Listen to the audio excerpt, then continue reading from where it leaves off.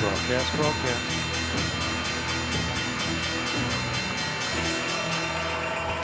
Bang! Want to welcome everyone to Global Markets Radio Daily Recap. I'm your host, Andrew Spanton.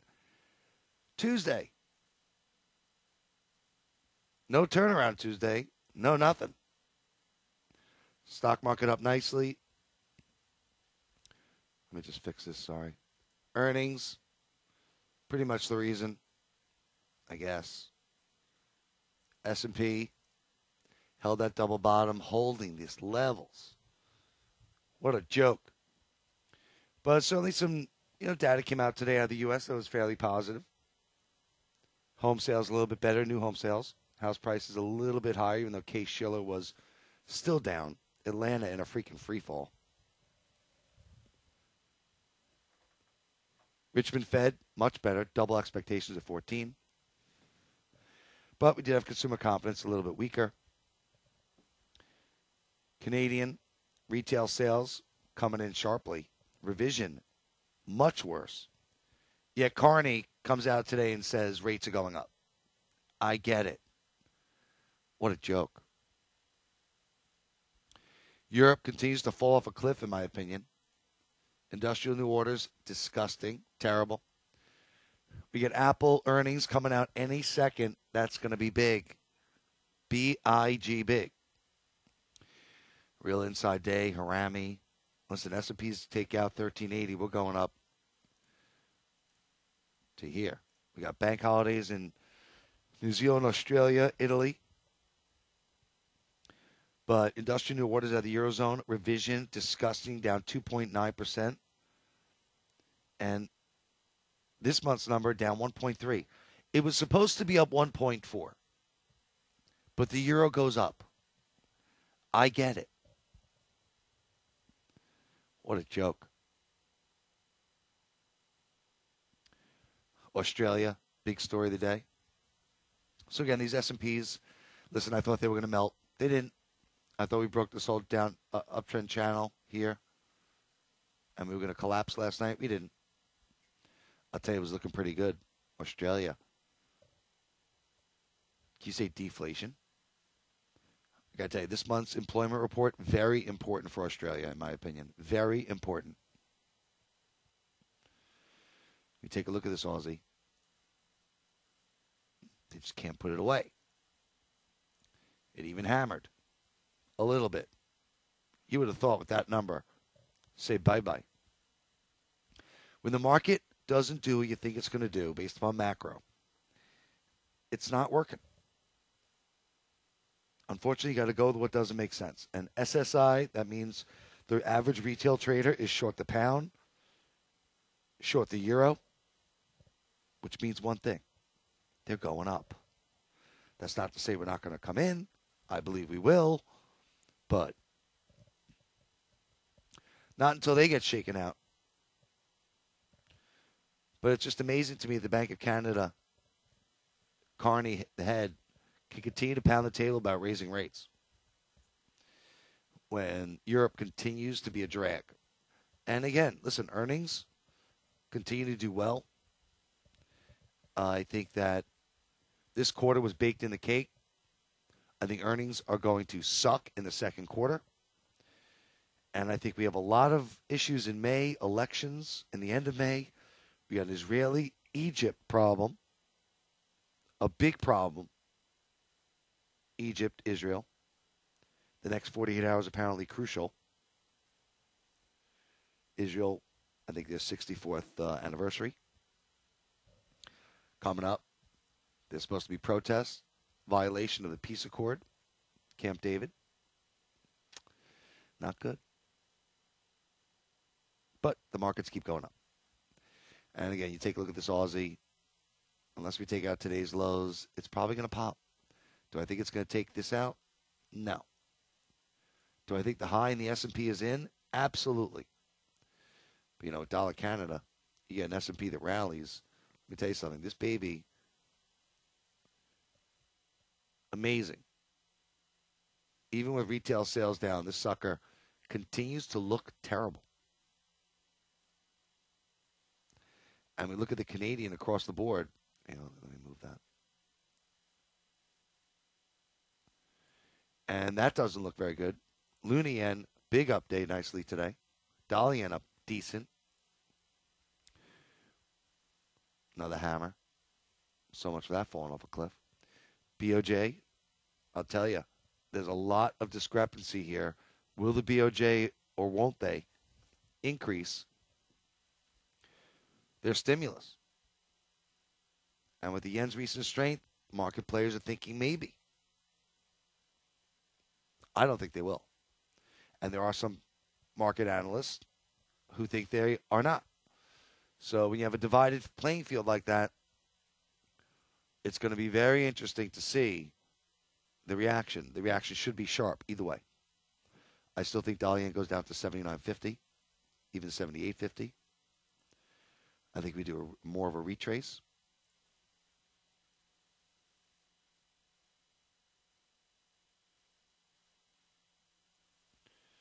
Gets us like 79.20.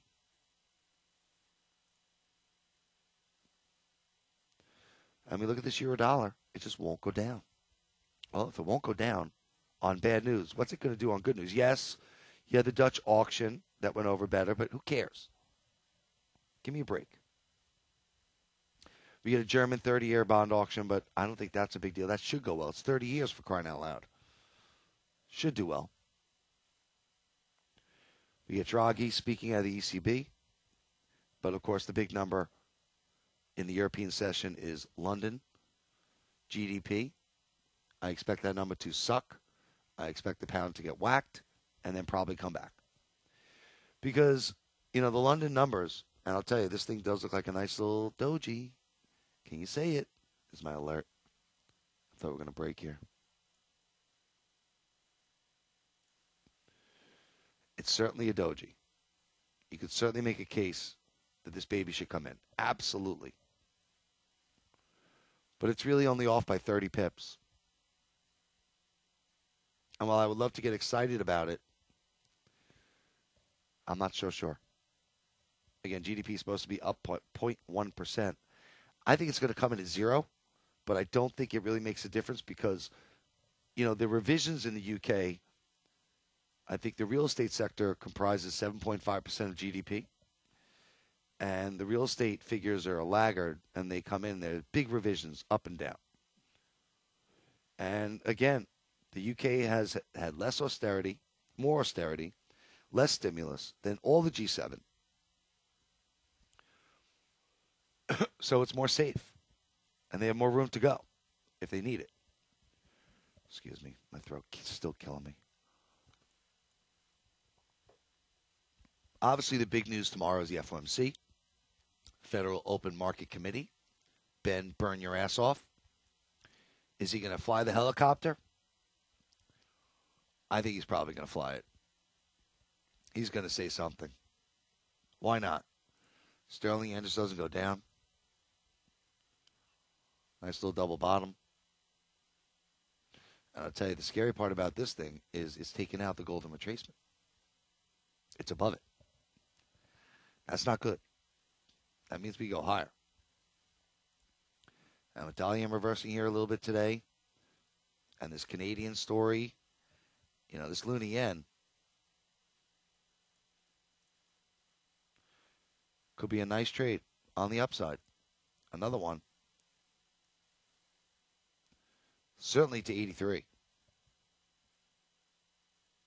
You would think. We all await Apple. Apple, Apple, Apple. Durable goods out of the U.S., that should be an important number. And again, we look at this euro dollar. It took out previous day high, looking like it was going to go. It just looks like it's going to 33. And again, most retail traders are short. They're going to get carried out. Looks like 133 for sure. I think you wait. If you don't want to get long, then wait. Wait for 133.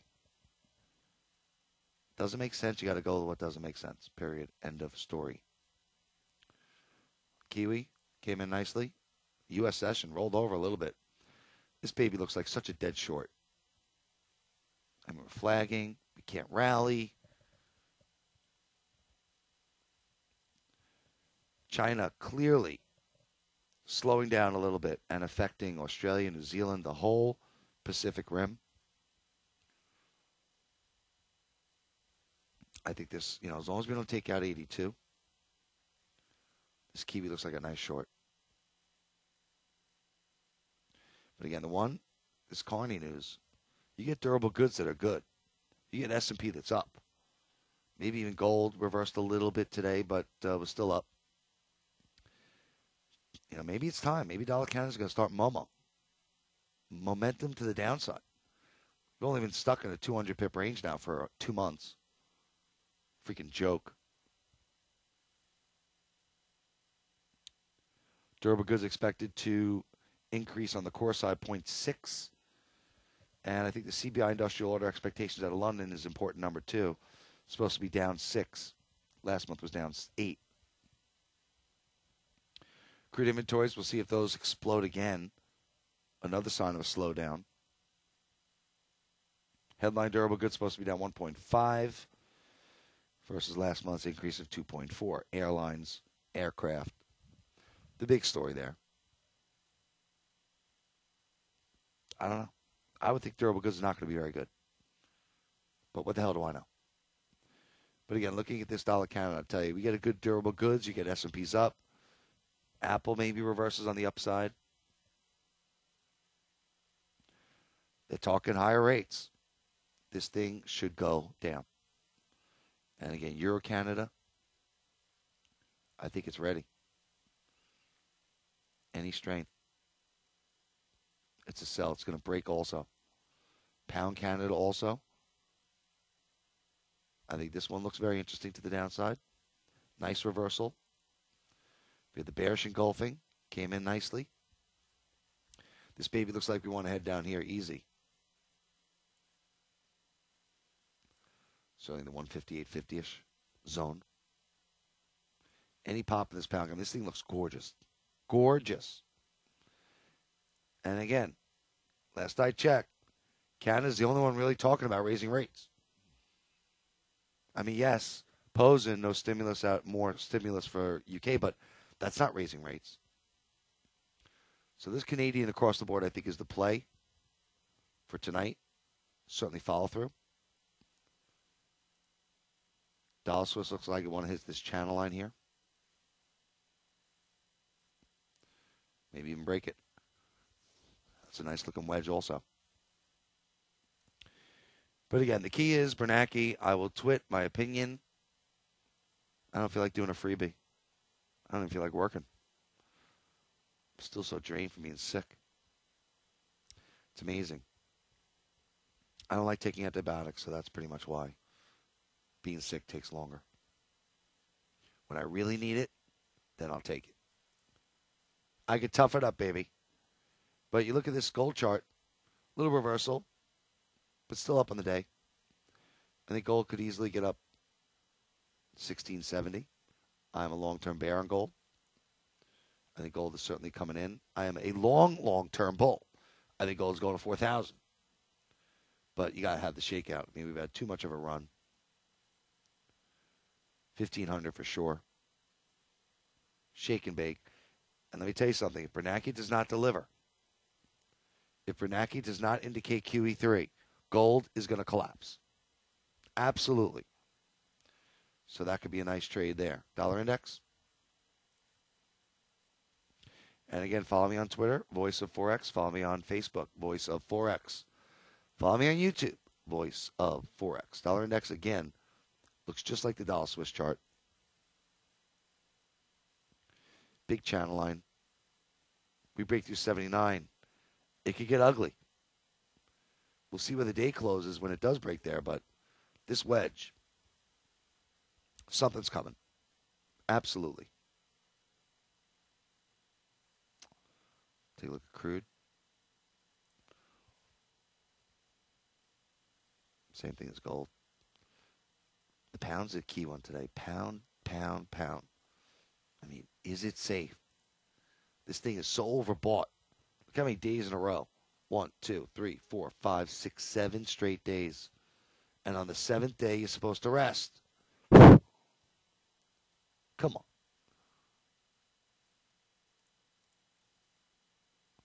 Really is a monster spot. I'm sorry I chickened out. Double top your pleasure. I don't think this GDP number is going to come in good. I really don't. But I could easily be wrong. And we'll be talking this channel line here. 163.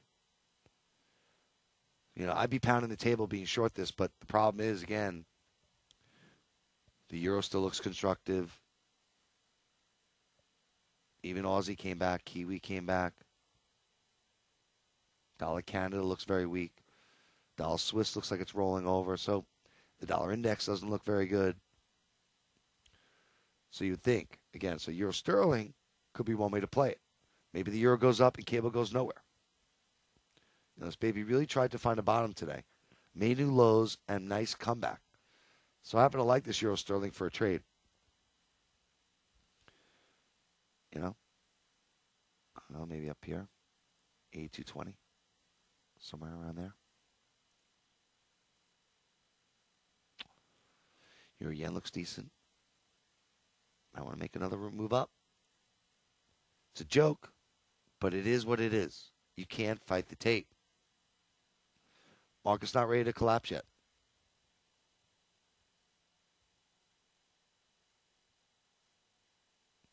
Still waiting on Apple.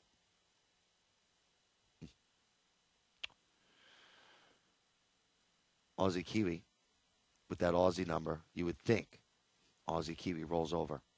Amazing how it came back, but again, I still like it short.